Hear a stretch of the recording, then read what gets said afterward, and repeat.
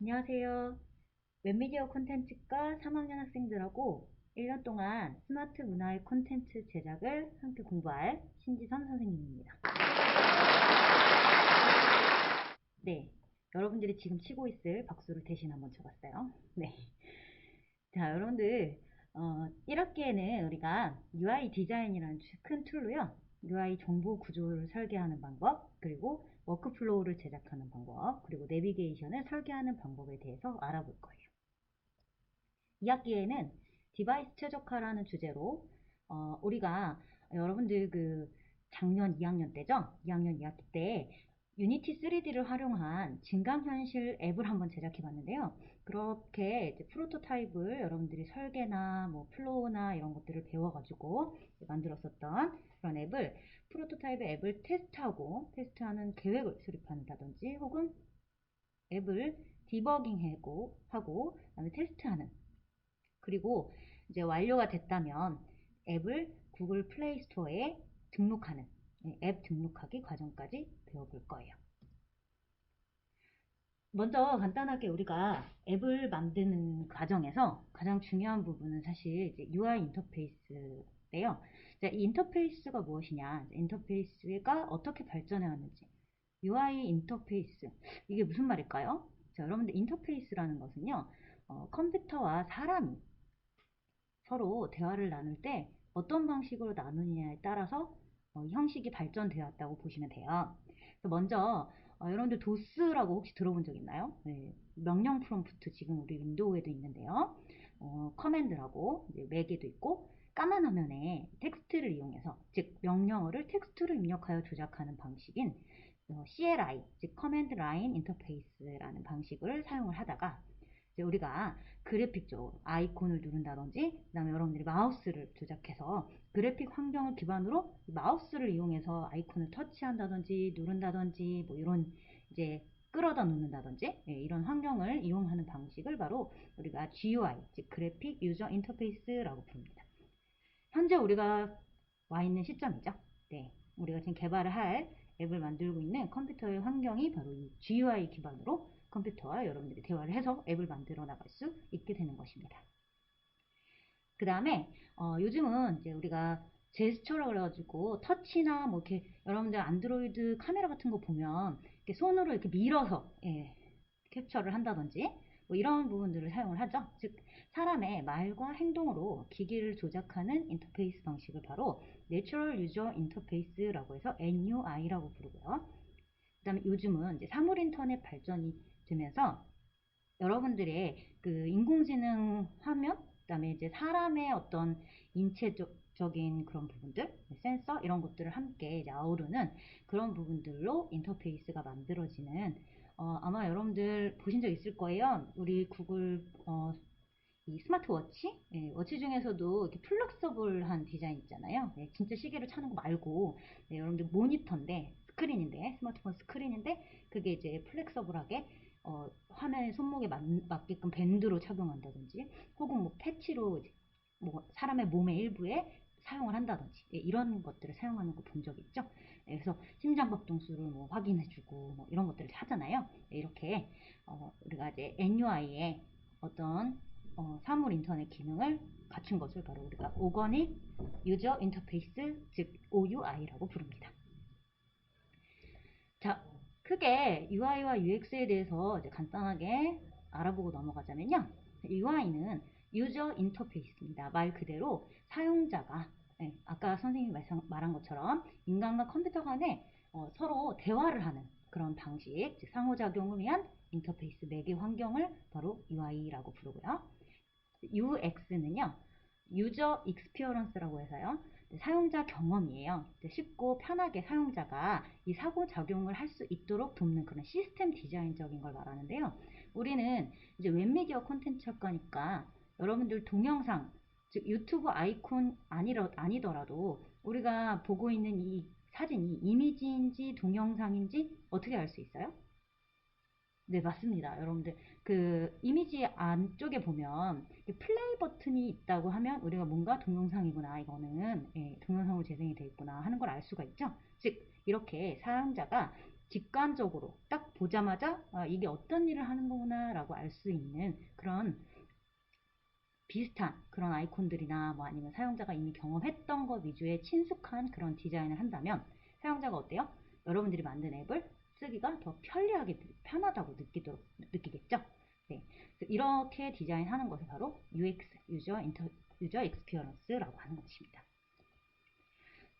자, 우리가 작년에 이제 배웠었던 그런 유니티 증강현실 앱을요, 이번 이제 3학년 돼서 1학기에는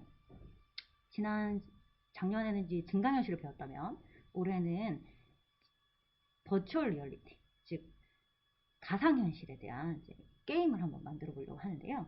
유니티 3D를 이용해서 VR 게임을 만들면서 우리가 게임에 그럼 내가 만들려고 하는 그 게임의 UI나 UX가 가지고 있는 특징을 알고 넘어간다면 좀 더 편리하게 앱을 제작할 수가 있겠죠.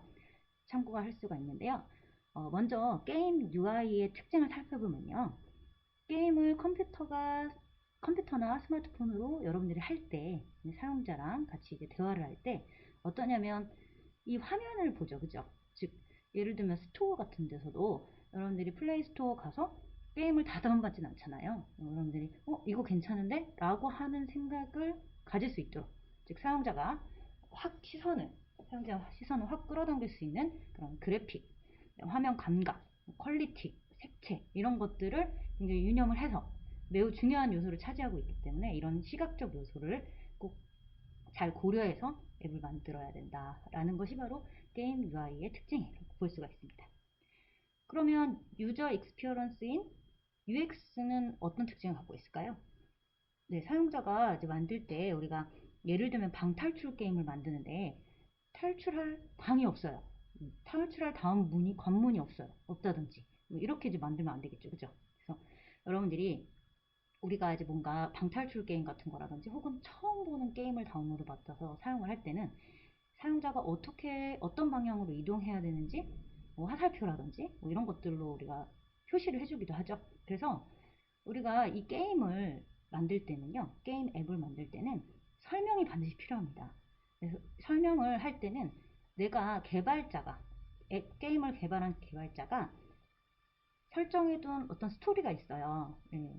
뭐 예를 들면 방탈출을 한 다음에 뭔가 보상이 있는 게임인지 아니면 뭐 총을 다 쏴서 뭐 마지막에 내가 1인자로 남는 거라든지 뭐 이런 이제 어떤 흐름이 있거든요.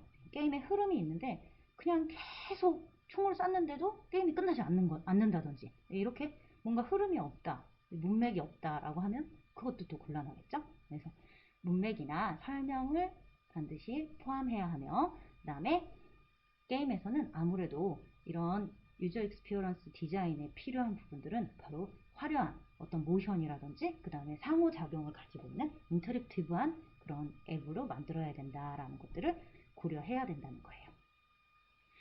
자, 왜 그러냐면 여러분들 게이밍 유저 인터페이스라고 생각한다 그러면요.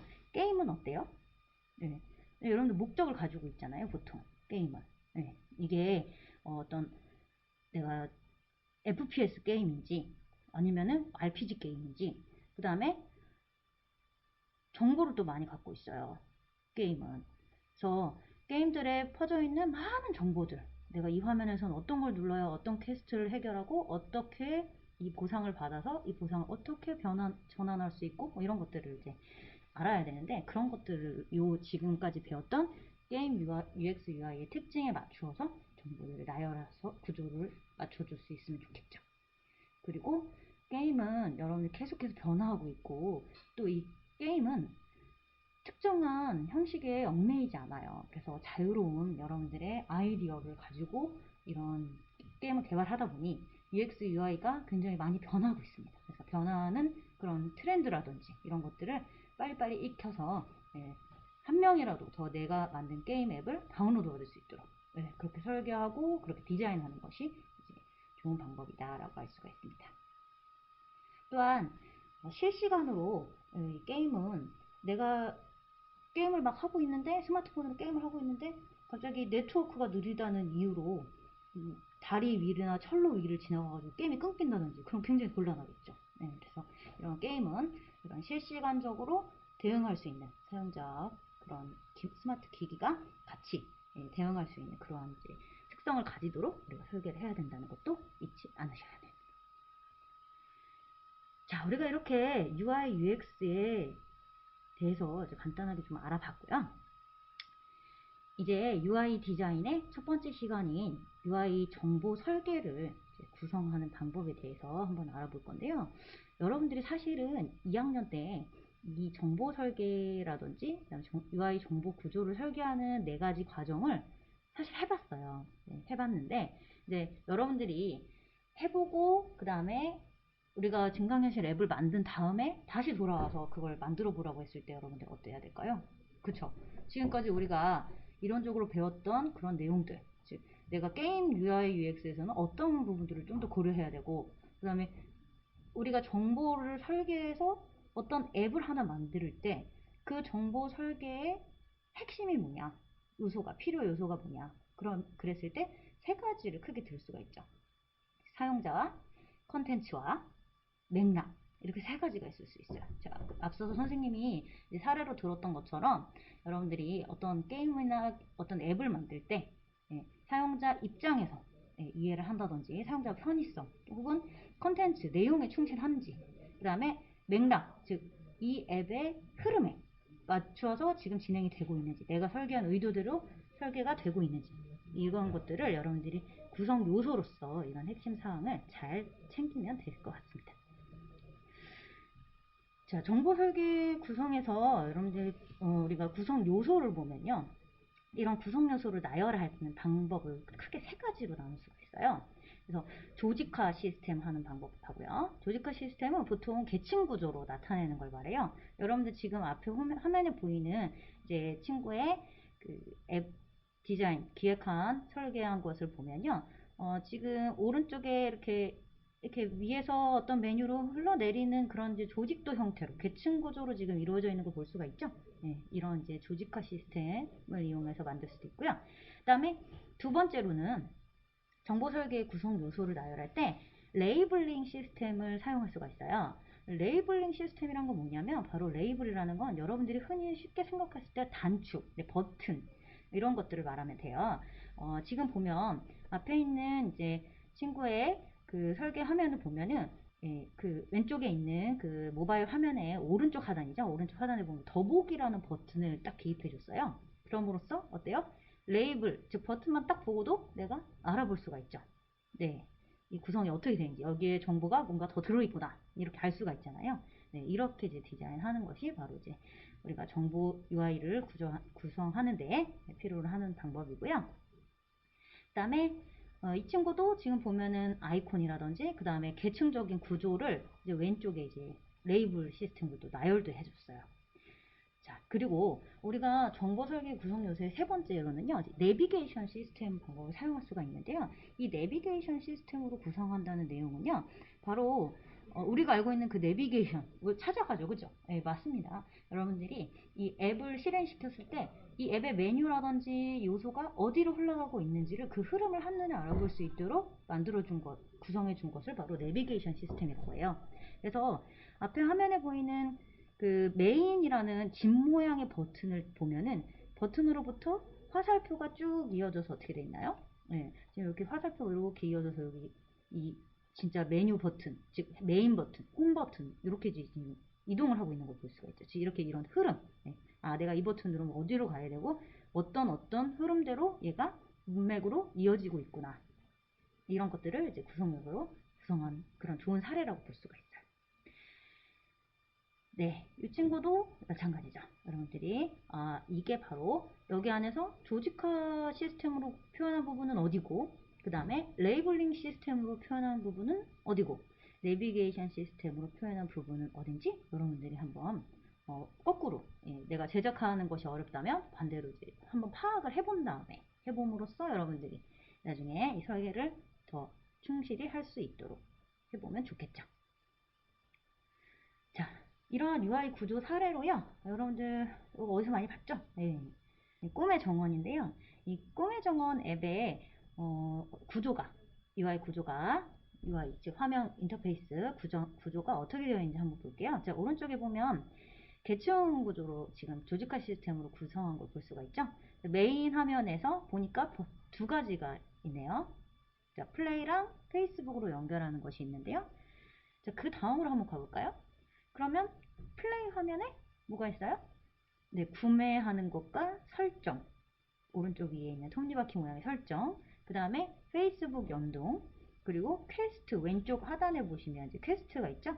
네, 퀘스트라고 해서 이제 1일씩 이제 뭔가 이제 보너스를 주는 그런 이제 템들이 있어요. 그래서 이제 그 퀘스트를 이제 수행을 하면 이제 별을 더 준다든지 이런 것들이 있고요.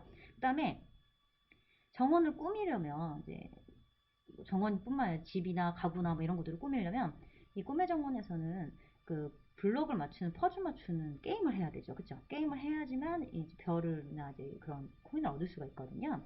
그래서 자, 게임 화면에 딱 들어가 보게 되면요. 바로 지금 플레이 화면이 들어가 있습니다. 게임의 오른쪽 끝에 이제 대칭 구조를 보면요. 게임에서 부스터 선택하는, 즉 레벨 선택하는 화면과 그 다음에 플레이 할 수 있는 이제 레벨이 들어가 있어요. 버튼이. 자, 그리고 퀘스트 항목에는 친구 왼쪽 하단에 있죠. 자, 친구, 사진, 그다음 뉴스피드, 해야 할 일, 퀘스트를 이제 보여주는 거죠. 이런 목록들을 쭉 나열해서 간단하게 보여주고 난 후에 게임이 시작될 수 있도록 이렇게 구성이 되어 있어요. 여러분들 이걸 바로요. 다음에 배우게 되겠지만 뎁스라고 해요, 여러분들. 그래서 지금 또 게임 안에 보면 부스터와 설정이 있죠. 부스터와 설정을 이용해서 자, 오른쪽 보시면 설정 안에는 또 뭐가 있냐. 예, 아까 이제 부스터를 알아봤다면 이번엔 설정이죠. 그죠? 설정 밑에 효과음, 음량, 끝내기. 오른쪽에 보시면, 그죠? 이런 이제 버튼으로 최종 구성이 되어 있어요.